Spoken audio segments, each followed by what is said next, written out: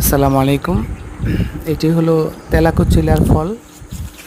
তেলাকুচিলার পাতা সবজি হিসেবে খাওয়া যায় এবং তেলাকুচিলার ফল ভাজি করে পটলের মতো খাওয়া যায়, আবার ছোট ছোট করে কেটে অন্যান্য সবজির সাথেও এটি ভাজি করে খাওয়া যায়। অত্যন্ত উপকারী একটি সবজি তেলাকুচিলা। ডায়াবেটিস নিয়ন্ত্রণে এটি কার্যকরী ভূমিকা রাখে। এই সংক্রান্ত অনেক ভিডিও ইন্টারনেট রয়েছে।